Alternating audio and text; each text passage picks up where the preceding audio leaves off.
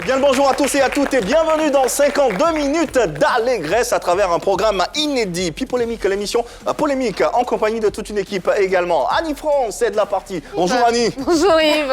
Ça va bien? Ça va très bien, merci. Et toi? Oh, ça va super bien. La Reine des Neiges également est avec nous. Marie-Dominique.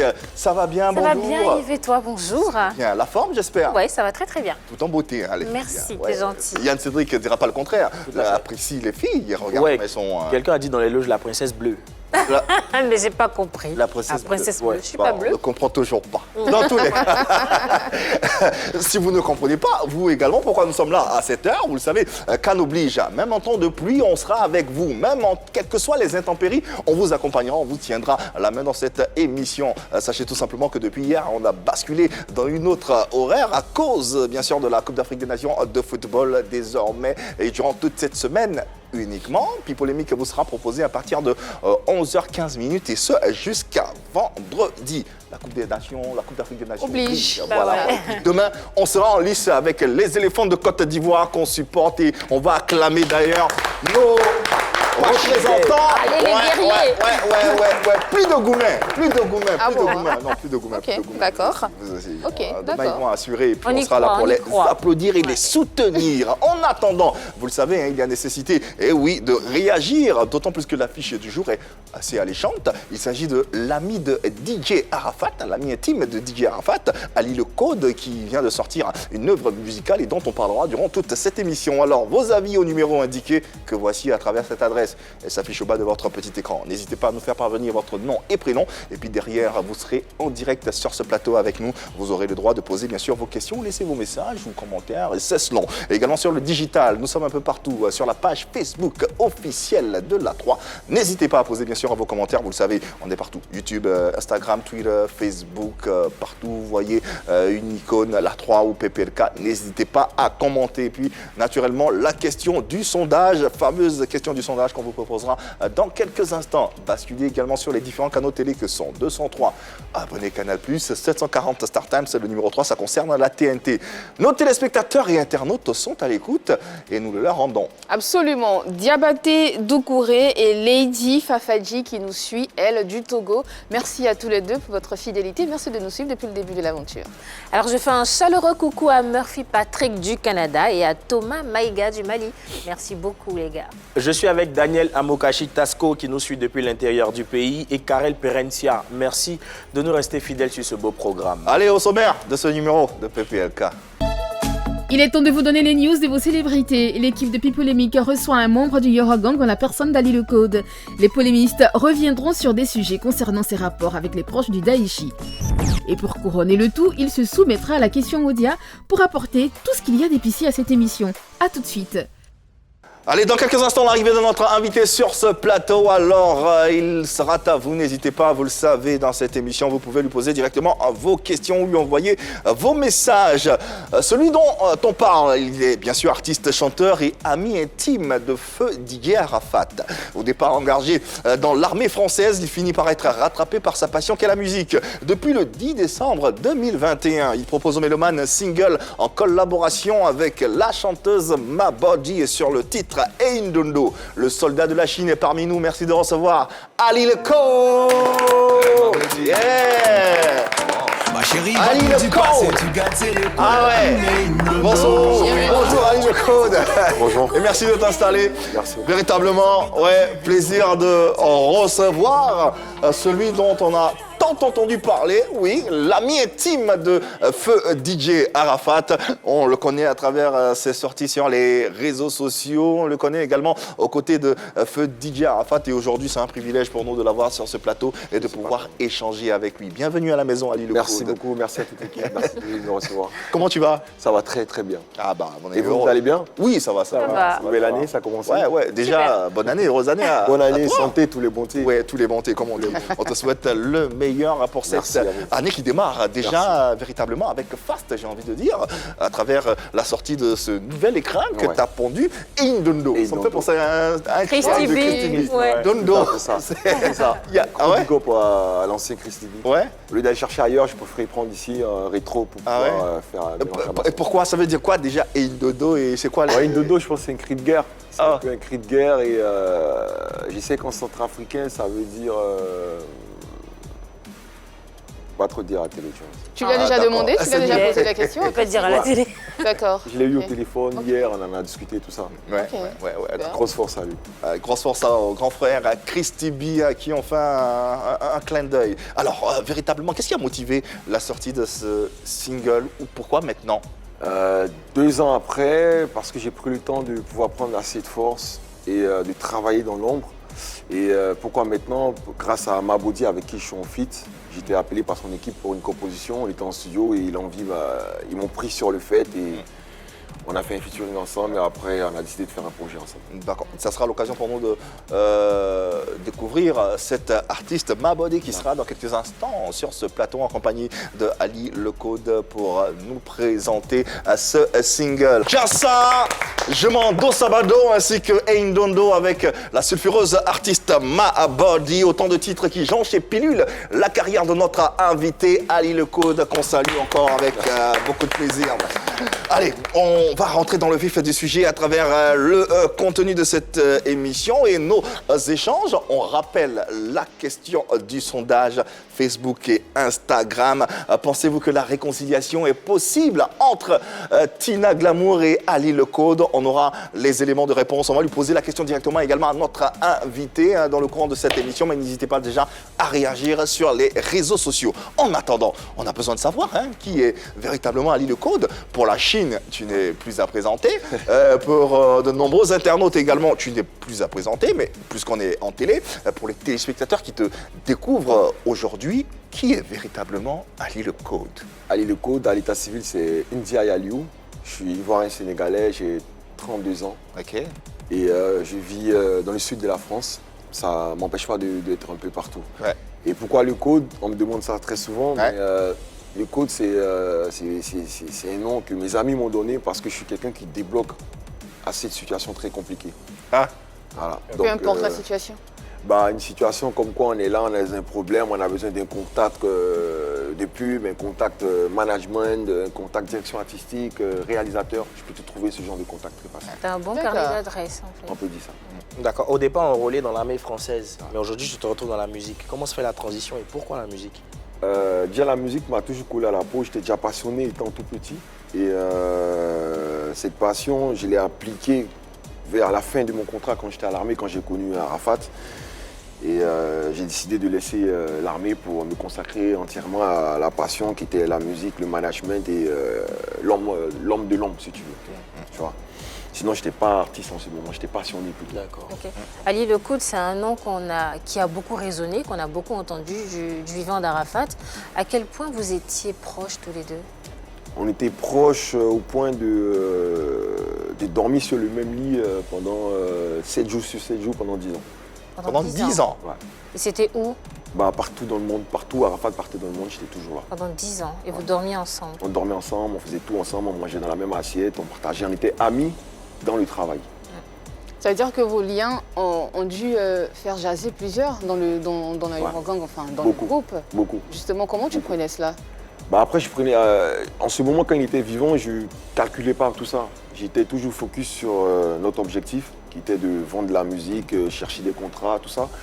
Mais quand Arafat est parti, c'est là que j'ai vu le changement et que j'ai vu l'irrespect de certaines personnes autour de nous, tout ça. C'est ton affinité avec Arafat qui t'influence à quitter l'armée? J'avais besoin de faire quelque chose que j'aimais moi en plus et j'aimais la musique, j'étais passionné par la musique. Donc, vu que j'avais besoin de temps avec Arafat, on bougeait un peu partout. J'ai décidé, je l'ai proposé que voilà, je vais venir travailler avec toi si ça t'intéresse, ramener mon côté un peu professionnel sur ton côté, essayer de focus vraiment aller sur une direction de nos rêves.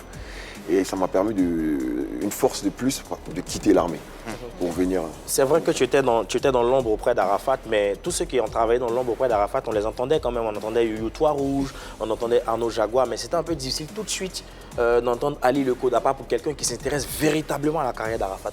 Qu'est-ce qui expliquait cela? Parce que je suis quelqu'un qui s'est fait pour les autres, mais qui a du mal à faire pour lui-même. Pour lui-même. Tu vois, je suis quelqu'un vraiment de l'ombre et j'aimais cette position. À cette époque, j'aimais cette position, mais aujourd'hui, c'est différent. Je vais me positionner en tant qu'artiste, chanteur, donc je vais montrer mon talent, ce que je sais faire. Tu voulais travailler avec lui, donc tu as déserté, hein, on va dire ça. Non, j'ai pas déserté. Tu as démissionné, c'est ça? Non, je suis arrivé à la fin de mon contrat. À la fin de ton contrat, il était parti. Qu'est-ce que tu as apporté dans la carrière d'Arafat? Je peux dire que j'ai apporté un certain professionnalisme. C'est-à-dire? On voit mon arrivée à partir de certains sons, on voit que les clips d'Arafat changent. Lesquels, Les par sons, exemple? Je peux te dire Mouvement Patata, Vladimir. Ok. À partir de cette époque-là, on voit que les clips d'Arafat changent, la sonorité change. Parce que nous, on écoute beaucoup de sons hip-hop. Donc notre influence déteint sur lui aussi. Et vice-versa, lui aussi, il nous passe de son côté rythmique afro. Et nous, on lui passe aussi de tout ce on sait dans le monde hip-hop, dans le rap, tout ça. Donc c'était un échange un peu culturel, si vous voulez. En gros, c'est plutôt les sonorités que tu as apportées dans la vie d'Arafat. Et tu as parlé des clips aussi, c'est ça? Des clips, ouais. J'ai amené des clips, j'ai ramené la sonorité. Quand tu dis que tu as ramené les clips, ça veut dire quoi? C'est-à-dire, moi, je lui ai ramené certains réalisateurs. D'accord, ok. Revenons sur tes rapports avec les membres de l'Aérogang. Il y avait des jalousies, tu le disais, mais aujourd'hui, après le départ d'Arafat, c'est quoi vos rapports? Avec Olo Pacha, il n'y a aucun rapport? Il n'y a aucun rapport. Avec aucun membre de la... Aucun membre. Le seul que je peux dire que j'ai vu depuis que je suis arrivé, c'était Olo Pacha. On s'est vu, je suis allé dans son coin, je suis allé le voir, on a discuté. Mais à part les autres, j'ai vu personne, il n'y a aucun... Pourquoi? Parce que chacun est resté dans son coin, chacun est passé à diverses occupations, chacun s'occupe de sa vie désormais. Tu es quand même allé voir Olo Pacha? Ouais, mais Olo Pacha, on a plus de liens, si tu veux. Olo Pacha, c'est quelqu'un avec qui, quand j'étais avec Didier, il était tout le temps avec nous. À part le travail, on était aussi des amis. Mais les autres, on se fréquentait que pour le travail. C'est Didier qui faisait cette union entre nous. Vu qu'il n'est plus là aujourd'hui, chacun... Au-delà des différentes occupations, qu'est-ce qui peut expliquer le fait qu'aujourd'hui, on n'entend plus l'Aérogang, tout est parti avec... On a l'impression qu'Arafat est parti avec. Pour moi, c'est la faute de sa mère. Tu vois, c'est la faute de sa mère. Aujourd'hui, la mère, elle est la présidente de l'Aérogang en ce moment. Et ça fait déjà 1 an, depuis le 12 août, on n'a rien, on n'a pas de nouvelles, tu vois. Et pour moi, si les autres qui sont un peu écartés, un peu mis à part, c'est par rapport à l'influence de la mère sur leur éducation. Tu vois, ils n'arrivent pas à lui dire la vérité, en fait.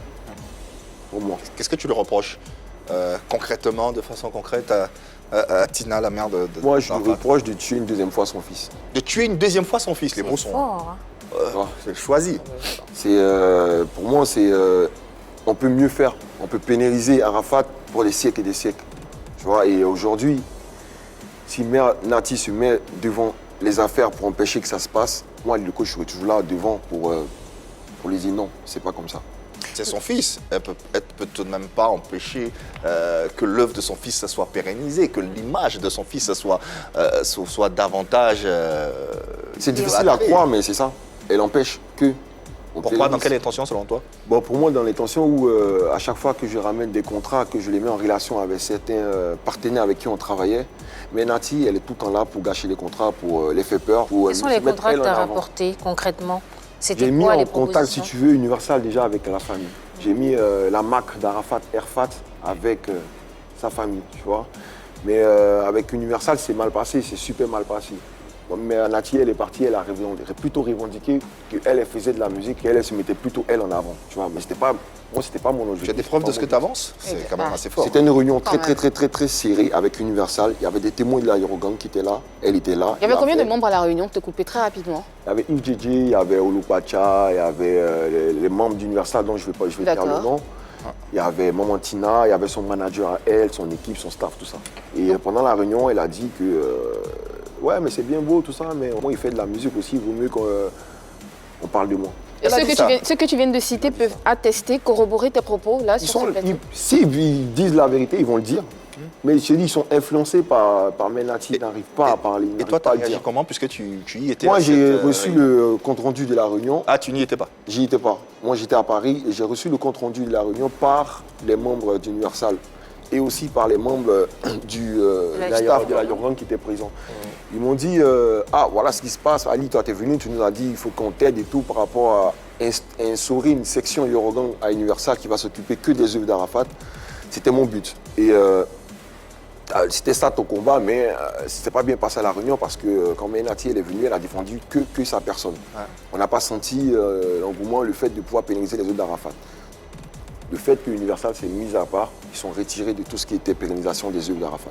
Ah ouais. Et aujourd'hui, Universal ne fait plus partie de... Universal, non. Ah ouais. Non. Et toi, à ton niveau, est-ce que tu as cherché à parler avec la mère de ton ami pour lui expliquer le projet, le bien fondé de tout ça, pour que tout puisse entrer dans l'ordre? Moi, personnellement, je ne l'ai pas parlé. J'ai parlé avec elle, si tu veux, à travers son propre sens, c'est-à-dire sa mère. Sa mère est la créatrice de la fondation. Tout à fait. Et moi, je continue toujours mon travail dans l'ombre. Quand je dis, je suis plus efficace quand je suis dans l'ombre. J'ai fait le lien aussi entre la fondation et les différents partenaires avec qui on travaillait. Et la grande-mère, Mémé Danilou, elle savait tout. C'est elle qui allait vers Maman Tina, lui expliquer les choses, tout ça. Même Maman Tina ne s'entend même pas avec sa propre mère. Qu'est-ce que nous, on va faire? Okay. À l'époque, lorsque Arafat vivait encore, quels étaient tes rapports avec sa mère, avec Tina? Avec sa mère, c'était, comme on dit chez nous, c'était bonjour, bonsoir. Bonjour tanti, bonjour nana. Et Arafat était en discorde avec sa mère. Et avant son décès, on a tous vu sur les réseaux sociaux un moment où sa mère est venue à la maison avec sa sœur, sa tante, tout ça, ils ont fait une réconciliation familiale. Et cette réconciliation-là est partie depuis ma mère. C'est-à-dire ma mère a dit à Arafat, si tu ne fais pas la réconciliation avec ta mère, viens pas derrière mon fils à la maison. Donc le fait, on a organisé une semaine, un week-end où sa mère est venue chez Arafat. Et c'est la première fois où elle m'a vu physiquement. J'ai organisé un week-end, c'est moi qui faisais le planning d'Arafat. J'ai mis dans son planning visite familiale. Le week-end, sa mère est venue, on l'a laissé seul avec eux. Ils ont passé du temps, mais après c'est encore mal passé. Et voilà, sa mère, j'avais pas de relation vraiment proche avec elle. Qu'est-ce que tu disais à Arafat vis-à-vis de sa mère? Puisque tu étais proche de lui, je suppose que tu lui donnais des conseils. Ouais. Qu'est-ce que tu lui disais par rapport à sa maman? Il y a certains moments, par exemple, où on était là les soirs où il se lève et il me dit, Ali, est-ce que tu as ta mère? Elle fait ça. Est-ce que tu as ta mère? Elle se comporte comme ça. Est-ce que tac. Je voyais qu'il en souffrait. C'était un ami, c'était mon pote, on partageait beaucoup de choses ensemble. Je voyais qu'il souffrait de la relation avec sa mère. Et moi, en tant que conseiller, je ne peux que te conseiller, te donner des bons conseils. Mais les décisions, ce n'est pas moi qui va les prendre. Voilà, c'est plutôt lui qui va prendre ces décisions. Moi, j'ai toujours dit, Didier, la bénédiction de la mère, elle est très importante. Et il en souffrait parce que même quand on partait en tournée, c'était ma mère qui nous donnait les bénédictions et il n'arrivait pas à en avoir de sa mère. Et il en souffrait. Alors, on a toujours entendu Tina sur tous les plateaux dire que l'entourage d'Arafat, les amis d'Arafat, l'empêchaient de voir son fils ou faisaient obstacle à sa relation avec son fils. Comment tu... Moi, je n'ai jamais fait partie de ce genre d'amis. Jamais. Mais ça existait ou pas? Il y en avait qui faisaient ça? Il y en avait, lui, qui disait la vérité à Didier, comme moi, aujourd'hui, j'ai dit la vérité sur les réseaux sociaux. Il y en a qui lui disaient, ouais, quand mais tu dis la vérité, c'est dire du mal de sa mère.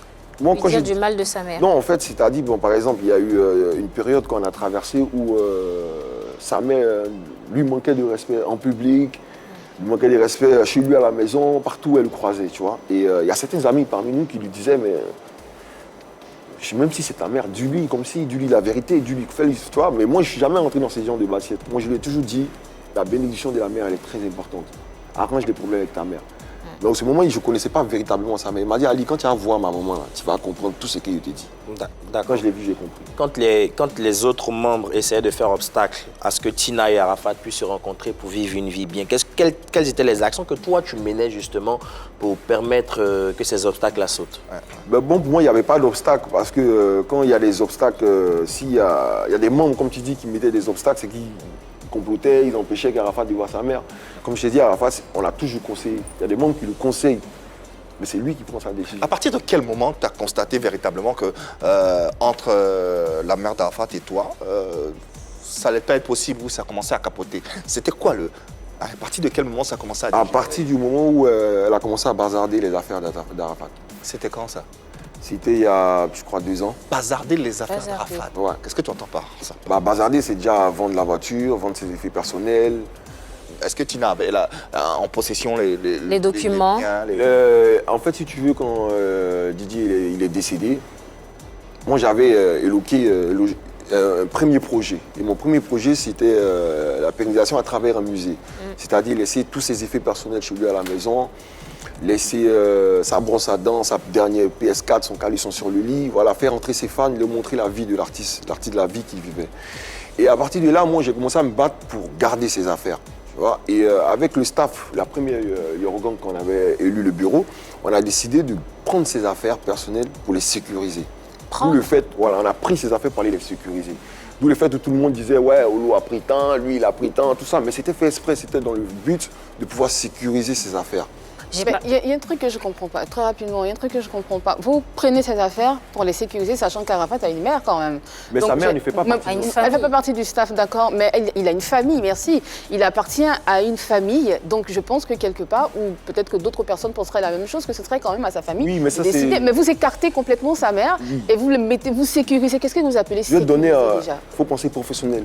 C'est-à-dire dans la profession qu'on mène, homme de l'ombre, accompagnateur d'artistes, on ne mélange pas le côté affectif et le côté professionnel. Professionnel, vous avez des contrats signés avec Arafat qui signe tout ceci? D'accord, ok. On fait partie de son staff. Pour te dire, quand Arafat est tombé à moto, moi j'étais le premier gars, quand je suis arrivé à l'hôpital, j'ai bloqué tout le monde.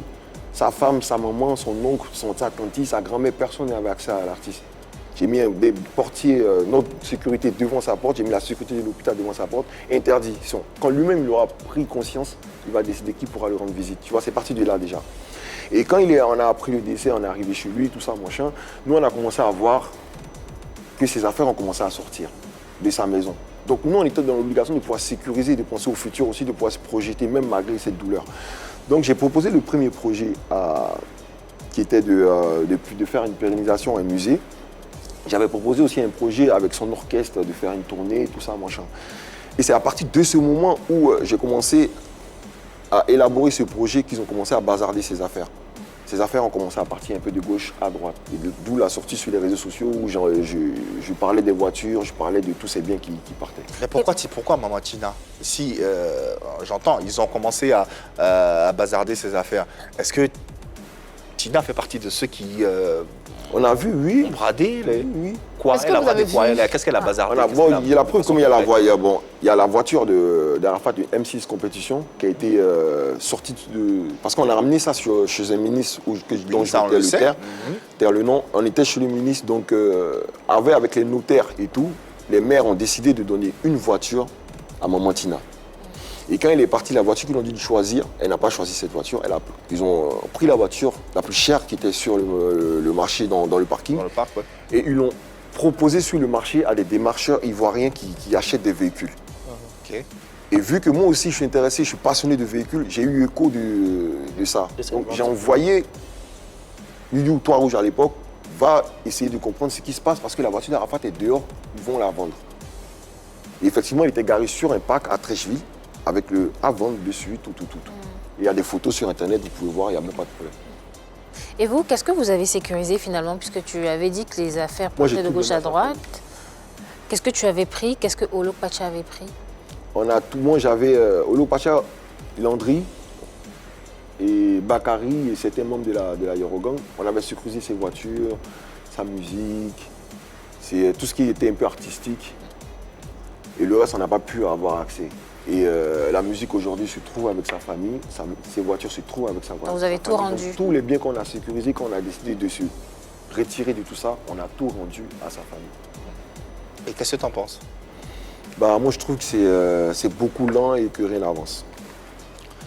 On a eu la chance de recevoir maintes fois sa mère sur ce plateau.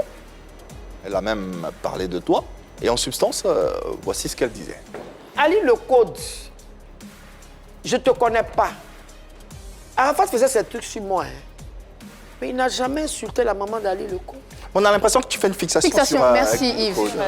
C'est quoi Ali Lecode. Oui, parce qu'il fait une fixation sur moi. Quand Ali Lecode se met sur les réseaux sociaux pour dire que moi j'ai encaissé 30 millions de droits d'auteur, c'est pas de ses oignons. De quoi je me mêle? Il a vraiment fait ou pas? C'est faux. D'accord. C'est pas de ça. Je ne vais pas entrer dans les détails parce que c'est des trucs. Aujourd'hui, on est en 2 ans. Tout ce qui se passe maintenant, c'est interne. Ça ne s'explique pas là. C'est bien. De deux, oui, vas-y. Il se maquille, d'après lui comme moi. Ah, ça touche quand même, ça fait mal. Non, ça me dit rien, il est ridicule.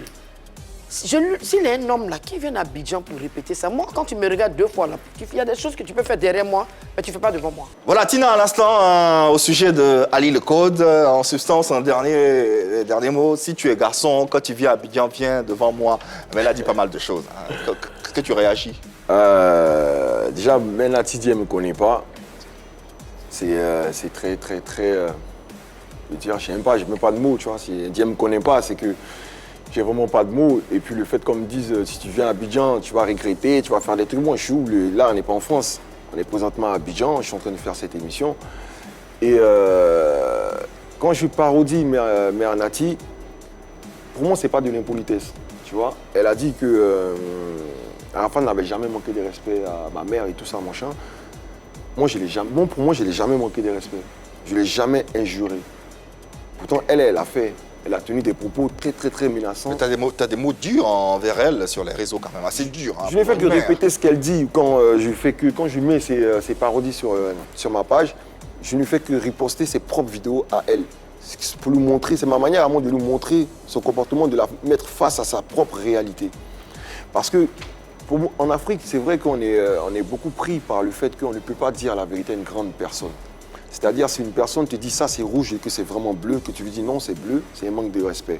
Et ça, je le comprends, c'est notre éducation qui le fait. Mais notre éducation, en Afrique, on n'est pas les premiers dans ce monde. Tu vois, il y a des bons côtés à prendre, il y a des côtés aussi à ne pas prendre. Moi, je suis le genre de personne, peu importe ton âge, si tu me manques de respect, je vais te manquer de respect, je vais te dire la vérité. Mère Nati, jusqu'à présent, je ne l'ai jamais manqué de respect. La preuve, je l'appelle Mère Nati. Parce que je sais qu'elle a une carrière artistique aussi à poursuivre. Donc je ne vais pas venir gâcher son nom sur les réseaux sociaux, on va taper Tina, ce ne sera que ma tête qui va sortir. Donc c'est une manière à moi de la protéger d'une part. Et le fait que je vienne, que je la parodie sur le net, c'est ma manière à moi de lui dire les choses. C'est ma manière à moi de lui dire les choses, parce qu'elle aussi elle a sa manière à elle de dire les choses aux gens quand elle vient sur le net. Elle me traite de n'importe comment, elle a insulté ma mère, elle a insulté mon père, elle a insulté toute ma famille. Moi je ne l'ai jamais fait, je n'ai jamais porté une injure à son égard. Et voilà. Elle a dit également que tu l'accuses d'avoir encaissé 30 millions de droits d'auteur, ce qu'elle ne reconnaît pas. Si. Mais elle a dit c'est faux. Hein. C'est vrai. Tu as les preuves de ce que tu avances? De ça. Tina a encaissé 30 millions. De droits d'auteur. Qu'elle a encaissé plus de 30 millions. Plus de 30 millions finalement. De droits d'auteur. J'ai les preuves, c'était mon travail depuis plus de 10 ans. De prendre ces droits-là pour les donner à son fils. Et cet argent-là était pour elle ou pour ses petits-enfants? En fait, si vous voulez, c'était pour ses petits-enfants. Et pourquoi j'ai fait cette sortie? Parce que ça m'a fait mal, parce qu'ils ont encaissé plus de 30 millions. Il n'y a même pas quelqu'un qui a pris 2 millions, qui a eu la peine de prendre 2 ou 3 millions pour mettre dans une caisse, pour pérenniser Arafat. Ils ont pensé que à leur poche. Mais tu dis tu t'adresses à qui finalement? Tu t'adresses à Tina elle ou à la famille? Je parle de Maman Tina, je parle de tous ceux avec qui elle a partagé cette somme. Et elle connaît? Il y a les mères des enfants, il y a tout ça. Voilà, je ne peux pas balancer des noms ici, mais il y a les mères des enfants. Tu es en train de dire qu'elle a partagé l'argent avec les mères de des différents enfants d'Arafat. Ouais. Mais en même temps, ces enfants sont à l'école, faut qu'on paye l'école, il faut qu'on s'en occupe. Qui va recevoir? Oui, mais... c'est peut-être pour ça aussi. Oui, je ne suis pas contre le fait que ces enfants sont mineurs, il faut qu'on s'en occupe, on a besoin d'argent pour pouvoir... Mais il faut se projeter. Si on n'arrose pas la plante, comment vous voulez qu'elle pousse, comment elle donne des fruits?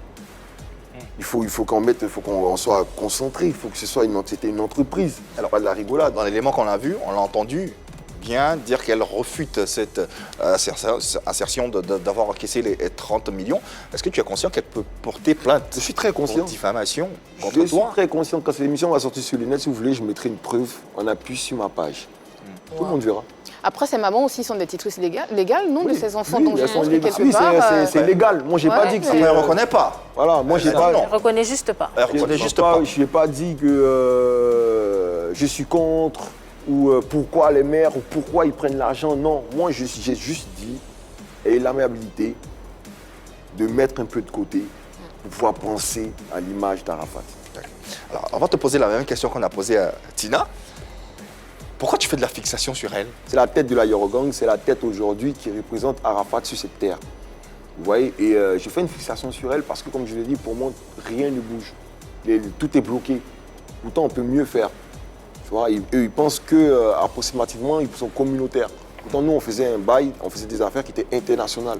Aujourd'hui, après ce qu'on a entendu Ali Le Code, on a même fois entendu Tina, que ce soit sur le plateau, sur les réseaux sociaux. Alors, votre avis sur leur éventuelle réconciliation, ce qu'on espère, hein? Est-ce que vous pensez que la paix est possible entre Ali Le Code et Tina? Réagissez également sur les réseaux sociaux, Facebook, Instagram, un peu partout. Et puis notre invité aura l'occasion également de donner son avis sur la question. Est-ce que lui-même, il pense à pouvoir se réconcilier avec la mère de son ami intime? Vous en pensez quoi? Alors, de ce qu'on entend, c'est que c'est pas juste une petite querelle. C'est une plaie qui est bien Il y a des intérêts. Il y a des intérêts.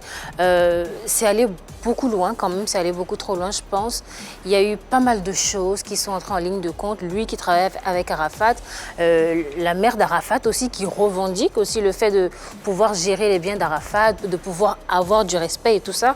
C'est très compliqué, mais je veux croire que la paix est possible parce qu'il n'y a pas de disputes qui ne peuvent pas se régler. Je pense qu'il faut bien qu'ils puissent s'asseoir, un jour se rencontrer, se parler franchement, se dire les vérités une bonne fois pour toutes et puis régler ça une bonne fois pour toutes.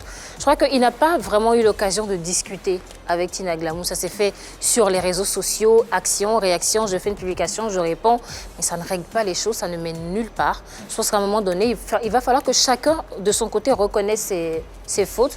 Oui, je voulais faire bien, je voulais penser à la pérennisation d'Arafat. Je t'ai blessé, je m'excuse. Je pense que Ali Le Code doit avoir le courage de s'excuser auprès de maman Tina, qui va elle aussi se remettre en question parce que c'est elle l'aînée ici, c'est elle la mère.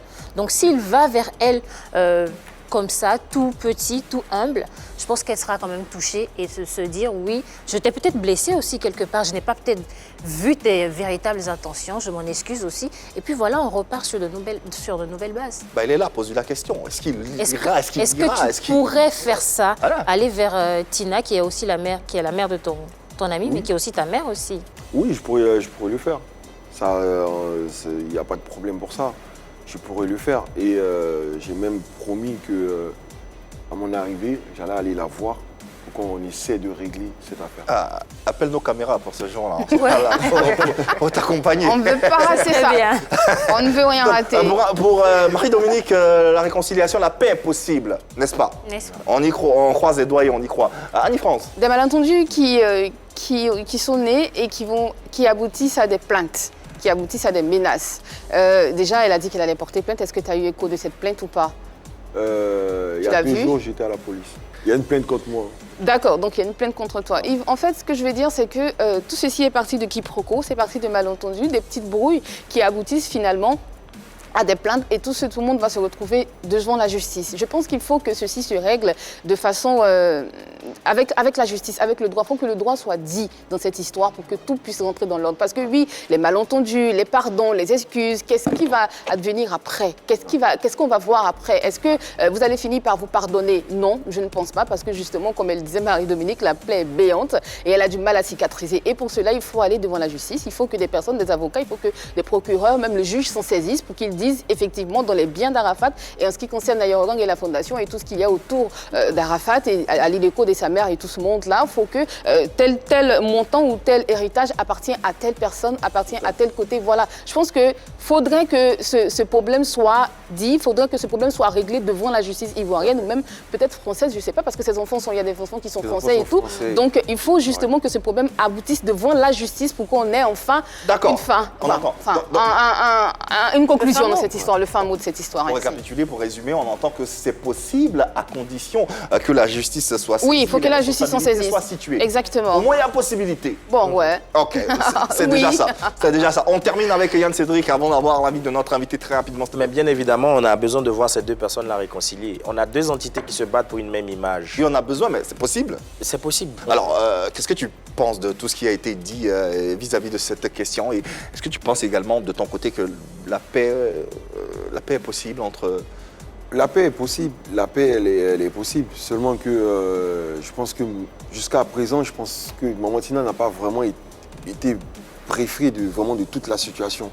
Je pense que Arafat était décédé, c'est vrai, on avait pris sur nous, on avait de la peine, mais je pense qu'il n'y a pas eu quelqu'un qui est allé auprès de Menati pour vraiment l'expliquer les choses, comment ça doit se passer, quelle route elle doit emprunter. Parce qu'aujourd'hui, la preuve comme quoi, si aujourd'hui on retrouve les photos d'Arafat sur des paquets de cigarettes, c'est médiocre. Pour moi, ça, c'est très médiocre. Et je pense que si quelqu'un, auprès de Menati, lui explique les choses posément, je pense qu'elle peut se mettre sur le bon chemin.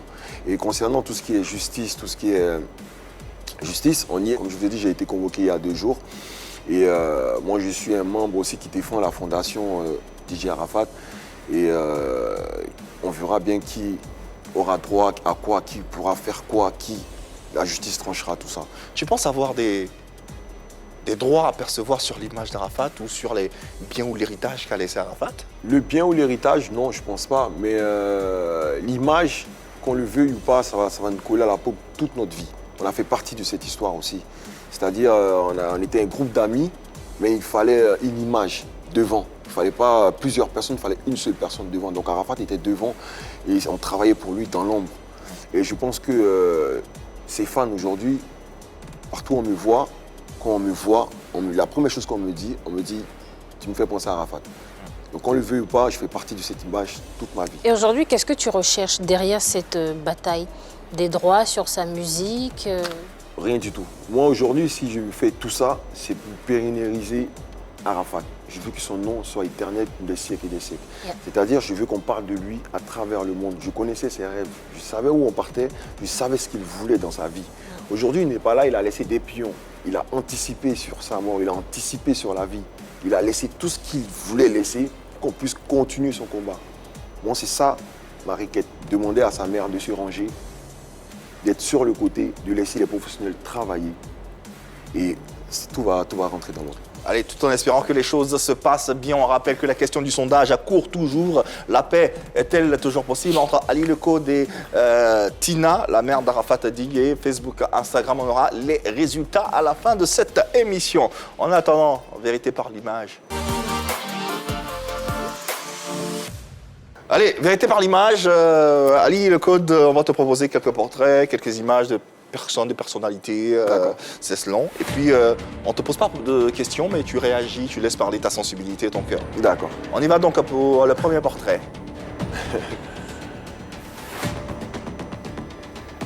Le colonel Lobofoué. Pourquoi ce sourire? Non, c'est un bro, c'est mon gars. C'est mon gars, on était ensemble même hier. Et on doit se voir bientôt. Je ris parce que Ariel, je pense que artistiquement, ce sera le seul qui pourra pénaliser les œuvres d'Arafat, qu'on le veuille ou pas. Le seul? Ouais. Il y en a pas mal, hein? Il y en a beaucoup, mais la moitié des sons qu'Arafat a dans son placard ont été faits par elle. Parce qu'il fait partie de la Yorangang, c'est pour ça? D'accord. Ouais, c'est pense à la moitié des plus de la moitié des sons d'Arafat dans le placard ont été faits par elle. Ah ouais. Chef d'orchestre, tout ça. Donc, chef d'orchestre, directeur artistique. Donc je pense que on le veut ou pas, tôt ou tard, on va le courir après. C'était quoi comment tu appréhendais ou tu voyais la nature de sa relation avec Arafat? Bon, après, il faut faire la part des choses vraiment de ce qui se passe sur les réseaux sociaux et la vraie vie. Ariel, c'est la question justement. Voilà, sa situation s'est détériorée au temps où Arafat faisait le Bataclan, tout ça, le renouvellement de son contrat qui n'a pas pu se faire. Et on sait qu'Arafat, c'était quelqu'un de vraiment impulsif. C'est quelqu'un... Quand tu lui disais un mot irrespectueux, il allait te prendre toute ta vie avec ça. Et aujourd'hui, Ariel, il en a pris cher, il en a souffert. Sa carrière, aujourd'hui, qui fait son chemin, mais il a beaucoup pris cher par rapport à tous les fans d'Arafat qui l'ont traité de Judas parce que la situation s'est arrêtée où Arafat était en clash avec Ariel. Vous voyez, et sur les réseaux sociaux. Mais en vrai de vrai, ils se parlaient, ils s'appelaient, ils causaient, tout ça, comme tous ceux avec qui Arafat avait des clashs. Donc je pense qu'il est temps d'enterrer l'âge de guerre avec Ariel, de le soutenir dans sa carrière. Qu'on le veuille ou pas, ça sera le sauveur, le Panzer d'Arafat. Autre portrait, autre image à présent.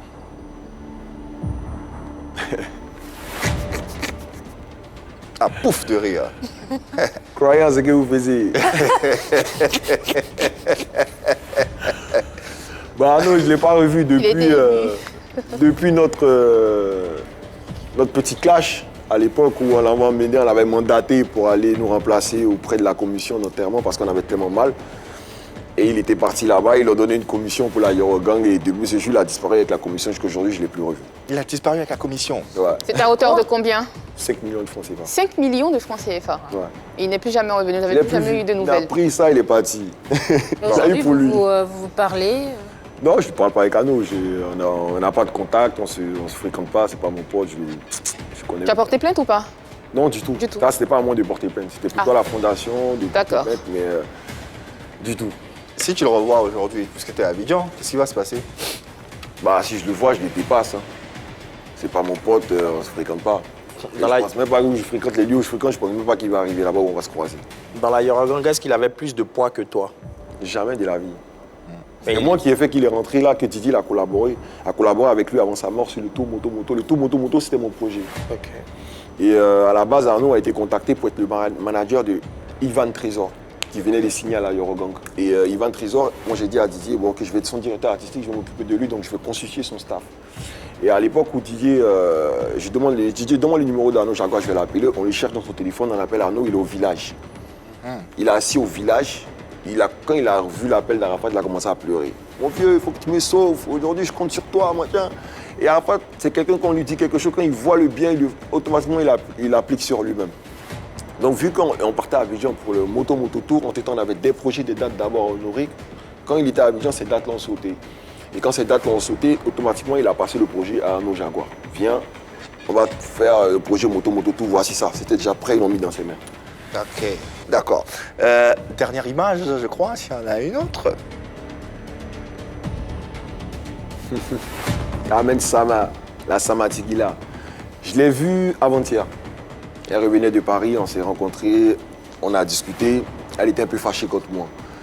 Carmen, elle m'a mis un peu dans le lot de tout le monde, que comme quoi je lui manquais de respect, je ne m'occupais pas de sa petite fille, tout ça. Je lui ai dit, Carmen, j'avais besoin de ce temps-là de retrait. J'avais besoin de pouvoir me retirer de toutes choses et ne me mélange pas avec tout cela. Et ça, c'est un message que j'aimerais bien lui adresser, Carmen. Je ne t'ai jamais manqué de respect. Je ne suis pas comme ceux qui t'ont manqué de respect, mais ne me mélange pas dans cette mêlée. Je suis quelqu'un de très bien, tu connais mon cœur. S'il y a quelque chose, on s'appelle et puis on parle. Le gros bisou à toi. Allez, on referme cette séquence Vérité par l'image. Dans quelques instants, la séquence Modia. Mais en attendant, on me fait dire à l'oreille, par la régie, qu'on a Olok Bacha en ligne, qui est nous suit en direct. Et il est avec nous. Olok Bacha, l'entrepreneur. Bonjour, bienvenue à PPLK, chez toi à la maison. Et puis Ali Le Code est là, la famille est là. On t'écoute. Qu'est-ce que tu as à dire? Salut, je me nomme le vendeur de poissons, Olok Bacha l'empereur. Je salue tous ceux qui nous regardent de loin et de près. Bonne heureuse année, santé, succès à vous. Voilà. Mon frère, lui, le code. Hey, Soutien dans tout ce que tu fais. Force. Moi, je te soutiens en tout. Parce qu'on ne connaît pas dans le cœur de tout un chacun. Parce que je ne sais pas c'est quoi tu ressens. Et moi, le seul truc que je peux te dire, c'est d'être concentré. D'être concentré, on ne change jamais l'équipe qui gagne. Je suis avec toi, je suis de tout cœur avec toi. Donc, sois concentré sur ta musique pour avancer. Laisse les blabla. On est ensemble, c'est Dieu seul qui nous regarde. Bisous à vous. Bisous à Olok Bacha. Bisous à Ali Le Code. Il a dit à vous. Il y a de l'amour dans l'air et c'est pas plus mal. Voilà, comment tu commentes laisse les blabla. Merci Olok Bacha, le vendeur de poissons, pour ses conseils. L'entrepreneur Olok Bacha. Vraiment merci frérot. Sincèrement, ça me va droit au cœur que tu me lances ces gros bisous et ces conseils. C'est seulement ce que tu as dit, comme on dit chez nous, tu as tout dit. C'est ça. Tout le monde me dit la même chose, tout le monde me dit laisse, arrête, sors tes histoires, arrête de parler de ça. Et Olo, tu as absolument raison. Merci à toi. On est ensemble. Allez, Modia. Le mot du jour. Affection. Oh, d'accord. On va s'aimer. Alors, Ali, il n'y a aucun doute, hein, tu es le frère d'Ange Didier et tu tiens à préserver ses acquis, on en a parlé sur ce plateau, et à faire en sorte qu'ils ne disparaissent pas de la vie de tous ceux qui l'aiment de près ou de loin, peu importe. Mais si Didier Arafat est ton frère, Ali Le Code, et que c'est que sa mère, Tina Glamour, est ta mère aussi, n'est-ce pas? On est d'accord jusqu'ici. Une maman que tu dois bien sûr protéger contre vents et marées, contre tous les soubresauts. Mais le constat est tout autre, parce que tu fais partie de tous ceux qui la vilipendent, qui l'insulte au quotidien, tu fais partie de ces détracteurs, Ali Le Code. Comment peux-tu faire cela à une maman, à la mère de ton frère, qui aurait, Ali Le Code, dû bénéficier de ton affection, Pour moi, si aujourd'hui, tous ceux-là, ils attaquent Mamantina, vont me mettre dans le lot, c'est comme si on est, je vous ai dit, je suis comme un gardien de la flamme. Et aujourd'hui, Mamantina... Gardien de la femme. De la flamme. De la flamme, voilà, d'accord. La flamme, c'est le grand poète, c'est Arafat. Nous, on est les gardiens de la flamme. Et aujourd'hui, Mamantina, c'est comme si elle est hors périmètre de notre protection. On n'arrive pas à la protéger. Elle prend un chemin qui n'est pas le nôtre. On est obligé de la ramener sur le droit chemin. Il n'est pas qu'elle se perde ou elle s'écarte. Et insulter ou manquer de respect, pour moi, non. Moi, je ne l'ai jamais traité de quoi que ce soit ou même injuré. Mais elle considère cela comme des injures, Ali. Oui, mais dire la vérité, forcément, n'est pas une injure. C'est ta vérité, c'est pas sa vérité à elle, après. Sa vérité à elle n'est pas forcément la vérité de tout le monde aussi. C'est-à-dire, moi, je la mets juste face à sa réalité. C'est elle qui nous manque de respect tout le temps. Tu le disais tout à l'heure, pendant l'émission, c'est une façon pour toi de l'obliger à faire face à la réalité. Qu'est-ce que tu appelles réalité? Comment la mettre face à sa réalité, c'est lui montrer ses erreurs. D'accord. C'est-à-dire, aujourd'hui, Mamantina fait des sorties qu'elle ne devait pas faire sur le net. Elle se met à l'avant. Elle se met comme une proie devant nos détracteurs. Elle travaille avec même les détracteurs de son fils. Pour moi, non. Tu as des exemples de sorties qui pourraient nous... la sortie qu'elle a faite où elle a traité ma mère de n'importe quoi. La dernière sortie qu'elle a faite, elle a fait une sortie il y a 2 jours où elle dit qu'elle va créer une boîte de nuit et que ça va s'appeler... D'accord, ok. L'autre sortie sur l'effigie d'Arafat sur le paquet de cigarettes, ça passe pas. Est-ce que tu... Pardon Ali, mais est-ce que tu as la preuve que cette photo d'Arafat sur un paquet de cigarettes, c'est pas une intox? C'est pas une intox parce que ces mêmes personnes nous ont approchés avant de l'approcher. Et nous, on a refusé catégoriquement. Est-ce que tu es obligé de faire ceci sur les réseaux sociaux? Parce qu'elle passe sur les réseaux sociaux pour gâcher nos marchés. À partir du moment où tu fais partie de la Yorogang, ouais. Tu fais partie du bois sacré, tu es le gardien de la flamme. Est-ce qu'en tant que gardien, en tant que rôle que tu t'attribues ici sur ce plateau et au sein même de cette famille, est-ce que tu dois le faire? Est-ce que c'est à toi de te mettre sur les réseaux sociaux et de t'adresser comme tu le fais à la mère d'Arafat? Je vais donner un exemple tout simple, comme ça, ça va nous faire gagner du temps. C'est-à-dire, c'est comme si on est dans une maison et Mère Nati est dans un couloir avec un bâton. Elle empêche tout le monde de passer. Et le bâton, pour moi, c'est les réseaux sociaux, parce que c'est sur les réseaux sociaux qu'elle sort pour faire peur à nos accompagnateurs. Donc, elle est dans un couloir avec un bâton, celui qui passe, elle le tape 1 fois, 2 fois. Chaque fois, on te tape sur la tête. Mais à un moment, ça rentre, tu vois, ça rentre et ça commence à t'énerver. Donc, c'est parce que c'est Mamantina que je vais arracher le bâton. Je ne vais pas poser un autre acte. J'arrache juste le bâton pour que tout le monde puisse passer. Aujourd'hui, toutes tes sorties ont-elles porté leurs fruits? Oui. Ah bon? Beaucoup. Comment? Beaucoup. Déjà, où j'ai fait des sorties par rapport au véhicule, on a vu qu'elle était vraiment dans un état très en colère parce que j'ai gâché. Tu voulais qu'elle réagisse en fait? Non, le fait, si je ne fais pas ces sorties, par exemple, ils vont le faire, ils vont passer à l'acte. D'accord. Donc pour moi, c'est ma manière d'empêcher l'acte en fait. Dernière question Yves, très rapidement. Est-ce que tu penses vraiment la protéger Ali en faisant ce que tu fais? Maintenant, penser la protéger, non. Penser la protéger, je ne le fais pas parce que je peux la protéger, mais je la laisse dans les mains de nos détracteurs. Pour qu'elle sache aussi que tout le monde n'est pas dans son sens. Tout le monde n'est pas là à emmener, à travailler forcément avec elle. Vous voyez, donc aujourd'hui, Mamantina, je ne la protège pas. Donc tout ceci va s'arrêter un jour? Tout ceci va s'arrêter, Inch'Allah, on y Fin de la question Modia. Merci infiniment. Les questions ont été posées, les réponses ont été données. Dans quelques instants, les résultats du sondage à la question suivante. La paix est-elle possible entre Ali Le Code et Tina Glamour? En attendant, on a en ligne une des membres de la fondation qui souhaiterait poser une question à notre invité ou réagir sur ce dont on parle. Elle se nomme Dominique, c'est une super chinoise. Elle est avec nous. Bonsoir Dominique, bienvenue dans PPLK. On est très heureux de te recevoir. Bonjour à toute l'équipe de l'émission et bravo pour votre émission. Bon, donc moi je m'appelle Dominique et on m'a surnommée Dominique la super chinoise, donc j'en suis très très fière. Voilà, j'aurais voir une ou deux questions à poser à Ali. D'ailleurs, je suis ravie de pouvoir lui poser ces questions. Par rapport au fait que tu aies vécu quelques années avec DJ Arafat, je voulais savoir en fait ce qu'il t'a apporté sur l'aspect personnel, mais surtout par rapport à l'aspect artistique. Et notamment par rapport à ton dernier son que tu viens de sortir, Aïe Dondo. Donc ça, c'était la première question. Et la deuxième, par rapport à la question de pérennisation de l'œuvre artistique de DJ Arafat, je sais que ça te tient beaucoup à cœur.